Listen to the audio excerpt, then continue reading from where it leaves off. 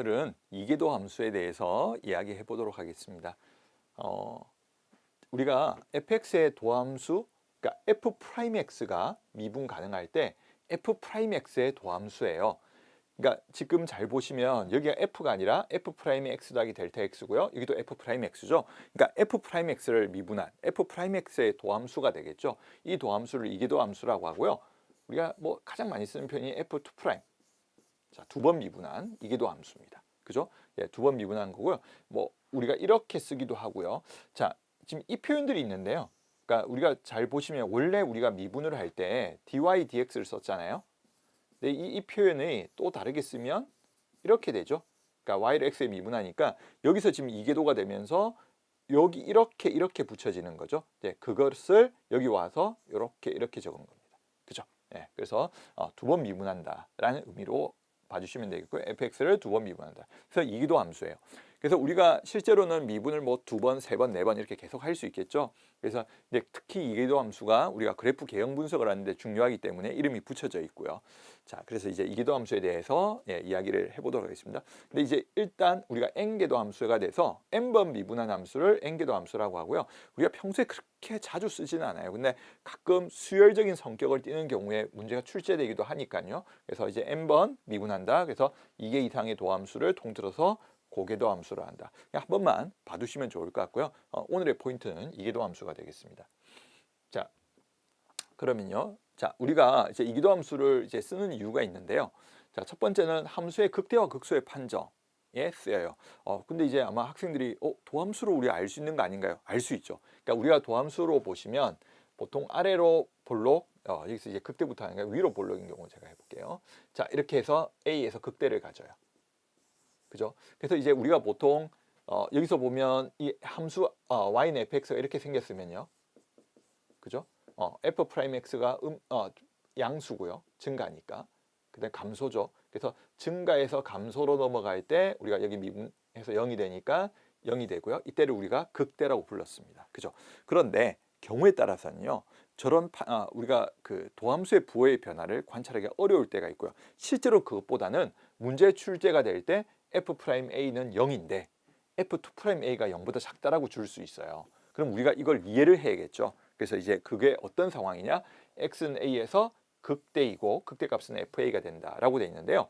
우리가 f2'a가 음수라는 걸 한번 생각해 보면 지금 이 도함수가 점점 기울기가 작아져서 0이 됐다가 그 다음에 음수로 넘어가죠. 결국 뭐냐면 지금 도함수가 감소하고 있어요. 도함수 입장에서. 그죠? 그럼 도함수의 도함수가 이계도함수잖아요. 그죠? 그래서 이계도함수가 그 자리에서 음수라는 것은 도함수가 감소인 상태가 되는 거죠. 그래서 미분에서 0 되는 자리에서 도함수가 감소 상태라면 극대가 되고 그때 극대값은 FA라는 뜻입니다. 그래서 실제로 제가 좀 전에 말씀드렸듯이 우리가 이계도 함수를 통해서 그 값을 판정하는 경우는 그렇게 흔하지는 않아요.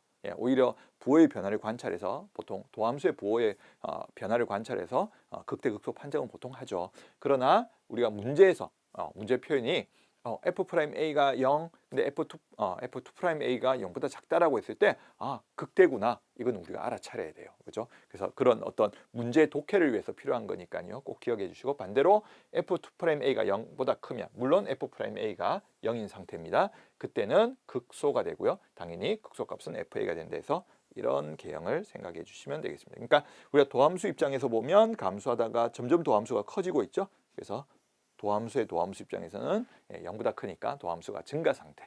이렇게 외워주셔도 좋을 것 같습니다. 아시겠죠? 자, 그 다음엔요. 이제 곡선의 오목볼록 판정이 굉장히 중요해요. 그러니까 곡선의 오목볼록은 나중에 접선의 개수에도 영향을 끼치기 때문에요. 자, y는 fx가 어떤 구간에서 이계도 함수가 0보다 크면 자, 이 구간에서 아래로 볼록하다라고 돼 있는데요. 우리가 그래프가 아래로 볼록해버리면 자, 도함수의 기울기가 어떻게 될까요? 접선의 기울기가 점점 증가하겠죠. 접선의 기울기가 증가하는 상태니까 이계도 함수가 0보다 큰 상태. 그러니까 도함수가 증가 상태로 가야 되기 때문에 이계도 함수는 0보다 커야겠죠. 그래서 이계도 함수가 0보다 크면 아래로 볼록이다.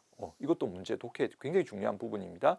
그리고 이계도 함수가 음수다라고 하면 자, fx는 이 구간에서 자, 위로 볼록이 되는 겁니다. 그죠? 자, 위로 볼록해 버리면 자, 도함수의 기울기가 그러니까 접선의 기울기가 점점 줄어들고 있죠. 그러니까 감소하는 형태이기 때문에 이계도 함수가 0보다 작다. 이렇게 생각해 주시면 되겠죠. 자, 이제 우리가 이제 그 미적분에서 굉장히 중요한 주제죠. 변곡점이라는 건데요. 예, 변곡점이 일단 뭔지 먼저 설명드릴게요. y는 fx 위에 한 점 a, f에 대해서 x는 a의 좌우에서 곡선의 모양이 아래로 볼록에서 위로 볼록으로 변하거나 위로 볼록에서 아래로 볼록으로 변할 때 우리 a, fa를 곡선 y는 fx의 변곡점이라 한다라고 되어 있는데요. 우리 잘 알고 있는 3차 함수 한번 볼까요?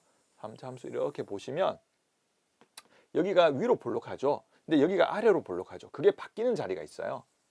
실제로는 우리 3차 함수 같은 경우는 극대와 극소의 중점이 됩니다. 극대점과 극소점의 중점이 되는데 여기가 변곡점이라고 부르게 돼요. 그러니까 위로 볼록에서 아래로 볼록으로 바뀌는 자리가 되겠습니다. 아시겠죠? 그래서 자, 아래로 볼록 바뀔 때 우리는 y는 fx의 변곡점이라고 한다라고 기억을 해주시면 되고요. 실제로 우리가 변곡점에서는 접선이 이렇게 통과하게 됩니다. 그래서 변곡점에서 접선이 상당히 중요한 성질을 가지게 됩니다. 지금 보시면 이쪽에서 오는 접선과 이쪽에서 오는 접선이 합쳐지는 자리이기도 해요. 예, 그래서 어쨌든 우리가 변곡점은 아래 볼록, 오목과 볼록이 바뀌는 자리라고 기억을 해주시면 되겠고요. 자, 여기 보시면 자, 그럼 우리가 변곡점을 실제로는 어떻게 판정할까요? 라고 보면 이기도 함수의 함수값이 0이 나와야 되고요. 근데 이걸로 충분하지 않습니다. 예, 충분하지 않고요. x는 a의 좌우에서 아까 두 번 미분해서 0 됐던 그 자리 좌우에서 f2'x의 부호가 바뀌어줘야 우리는 그것을 변곡점이라고 부르게 됩니다. 만약에 두 번 미분해서 0이 됐지만 부호가 바뀌지 않는 상태라면 변곡점이 아니고요. 그러니까 두 가지를 확인해야 되죠. 일단 두 번 미분해서 0이 되는 거, 이계도 함수의 함수값이 0이 되는 거 확인하시고 그 다음에 부호의 변화가 일어난지를 확인해 주시면 그게 바로 변곡점이 되고 그러면 어떤 일이 일어나죠? 오목과 볼록이 바뀌는 자리가 되죠. 그래서 우리가 그래프 개형을 그릴 때 우리가 기본적으로는 뭐 도함수라든지 뭐 대칭성, x절편, y절편, 그죠? 그 다음에 극한값들 이런 걸 이용해서 그래프를 그렸는데 좀 더 자세하게 함수의 모양을 결정해야 될 때는 우리가 이기도 함수를 사용하거든요. 그래서 오늘 봤던 내용들이 그렇게 외울 게 없어는 보이지만 한번 잘 이해해 주시고 이기도 함수를 어떻게 활용할지에 대해서 한번 정리해 주시면 좋을 것 같습니다. 예, 오늘은 여기까지 하도록 하겠습니다.